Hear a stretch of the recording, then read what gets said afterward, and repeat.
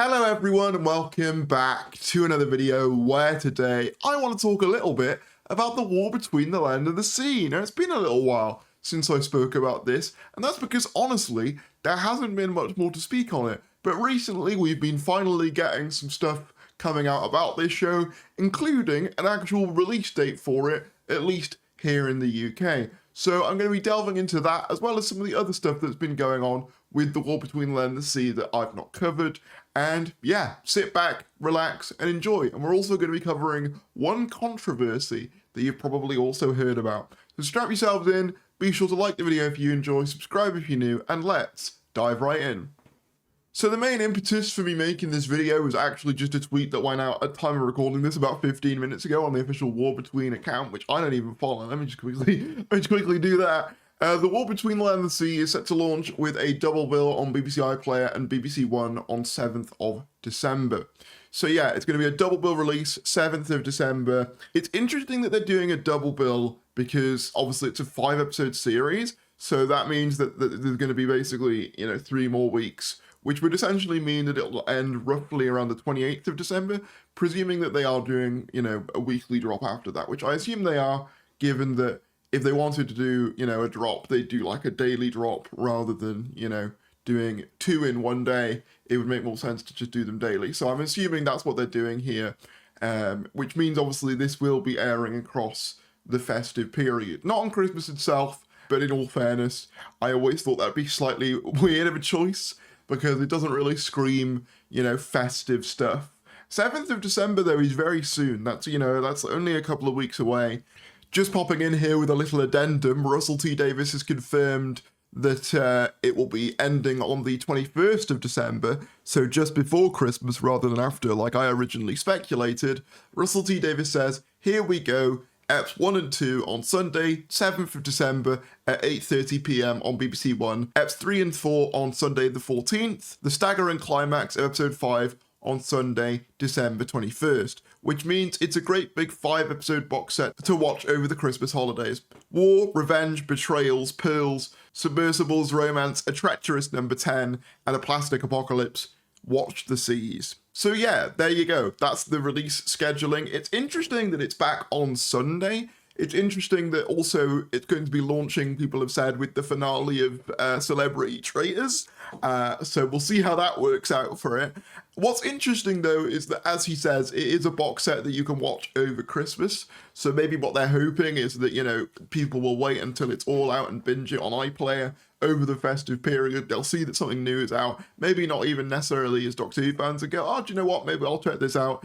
It looks kind of interesting. 8:30 PM is, yeah, I'm fine with that time. It's much better than the 8 AM that we had for season 2, I'll say that much. Obviously, it's not as late as I thought it would be, given that this is a slightly more mature show. I was kind of expecting 9 o'clock plus, but 8:30, that's fine. Yeah, it's interesting that they're basically doing it, so it's a weekly release, but with 2 episodes at a time, except for the finale. I'm assuming that's so that they can get it out before Christmas, because as I said, it would be a bit weird in the Christmas lineup. But yeah, obviously I'm assuming that they're hoping that a lot of people will just watch it over the Christmas period once it's all out. Obviously I'll be covering it week to week, but as I've said before, if you're outside the UK, I'm sure there will be means to find a way to watch it. The other interesting thing he says as well is, talks a bit about the plot, obviously submersibles, romance, a treacherous number 10. Obviously that implies that the government are going to be a part of this as well. So yeah, interesting, and romance as well. So yeah, obviously it's going to be Russell Tovey and that Sea Devil, getting together. And of course, as always, with anything Doctor Who related, I'll be covering it. We got these posters for the show posted as well, which I have to say look very, very nice. Obviously they've got Russell Tovey and Gugu Mbatha Raw kind of, on opposite ends, and I kind of like the symbolism of, iPlayer on this side, Disney on this side. It is interesting, obviously I've mentioned before, the staggered release model. If you are in the US or, in any other territory that has Doctor Who on Disney Plus and you want to watch it early, I'm not going to say that, you can't find other ways to do it. That's what I'm going to say, because obviously UK fans are going to be talking about it, and I wouldn't blame anyone who's outside of the UK finding different means to watch it, shall we say. I'm not going to tell you where, or, you know, advocate for it, but I'm also not going to, you know, have a go at anyone who does. But anyway, I digress. Yeah, we got these new pictures, which look pretty nice. Obviously, previously we've had this drop as well, which was back in October. And the main reason I want to talk about this is just the new images, or at least relatively, from when I've last spoken about this show. And I have to say, the Sea Devil design itself has really actually grown on me.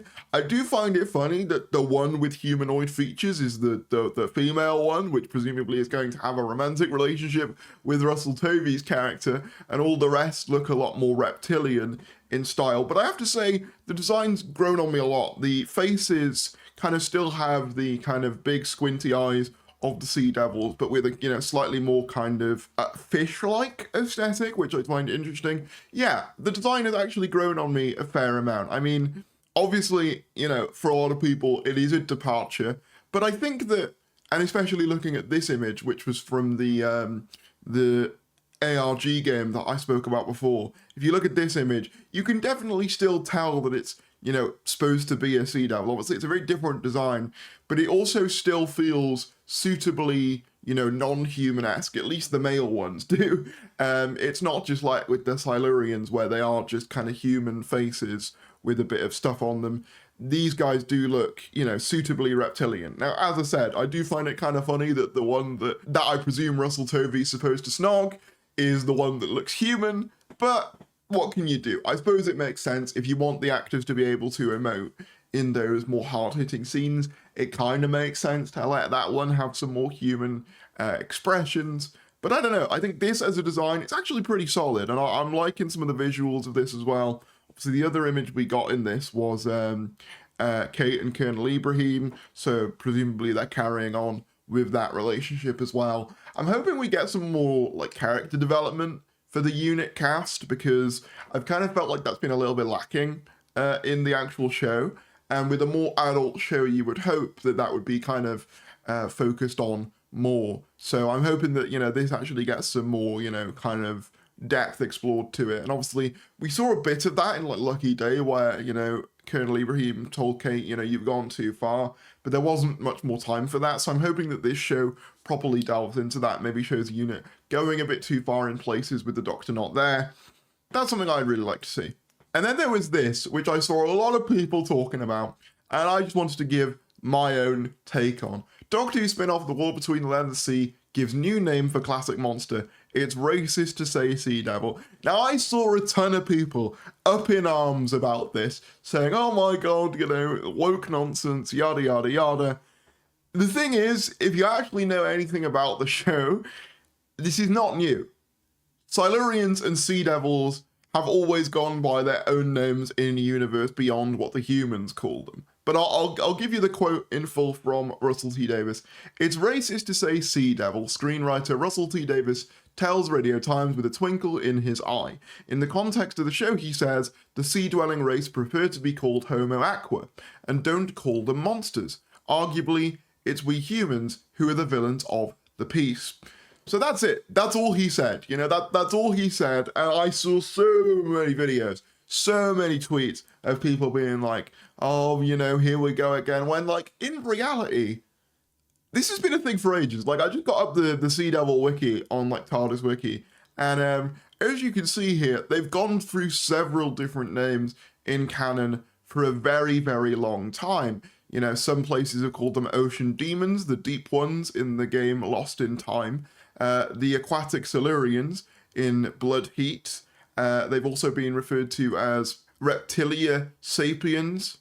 And of course, the Silurians were also referred to as their official name, which was Homo Reptilia in the Series 5 Silurian episode. And of course, most famously, there's the scene in Legend of the Sea Devils most recently, where the Doctor says Sea Devil, and the Sea Devil responds land parasite, because that would be the equivalent of what we would be called, you know, by our own logic. If we're calling them Sea Devils, they would probably call us land parasites. So them not actually being officially called Sea Devils in canon is not new.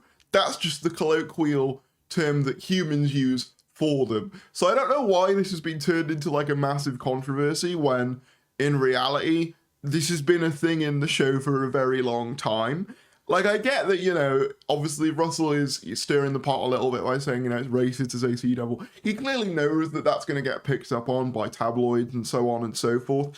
But, like, when you actually read what he says, it's completely in keeping with the existing canon of the show. It's always been kind of known that their actual name isn't Sea Devils. Like, I don't really get the controversy here. I don't really get it at all. It feels like people are just grasping for something to be annoyed at this point. And I mean, look, you know, I'm not even like that hyped for this show. I mean, I'll definitely watch it, and you know, who knows, it could be absolutely fantastic.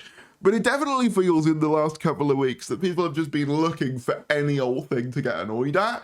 And in this case, it's like, but guys, they've never been referred to as Sea Devils, like, as themselves. You know, humans will refer to them as that, but they have never really been keen on being referred to that themselves.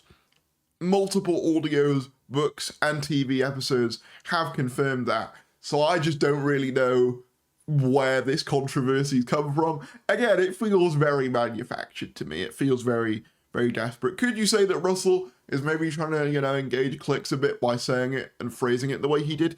Yes, but also, I mean, you know, put two and two together, guys. Like, it's not that deep. But yeah, I thought I'd address that because everyone was talking about that when this quote came out, and I was just like, guys, that's always been the case. Like, I don't know, I was just incredibly weirded out by that. But yeah, that's basically all there is to say about this show as far as I can tell. I think I've brought you up to date with all of it.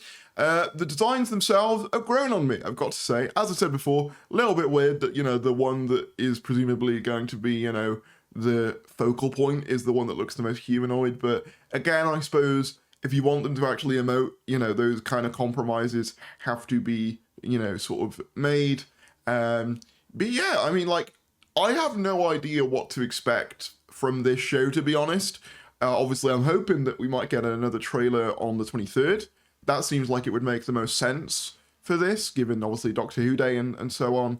And this is actually in the can. Just seems to make sense to me that they would drop a trailer around that time. You know, it could be the case that this turns out to be absolutely fantastic, which I think would be kind of funny. I think it's safe to say that I don't think people have been overly hyped for this show, and there's a reason why I haven't been, you know, talking about it too much, is because, you know, I haven't exactly been feeling massively hyped for this. I always thought from the announcement that it was an odd choice to start with in terms of spin-off. I mean, I say start with, probably end with, given that the Disney deal is now over. But with that being said, you know, it could come out and really surprise us. You know, I'm not going to completely rule that out.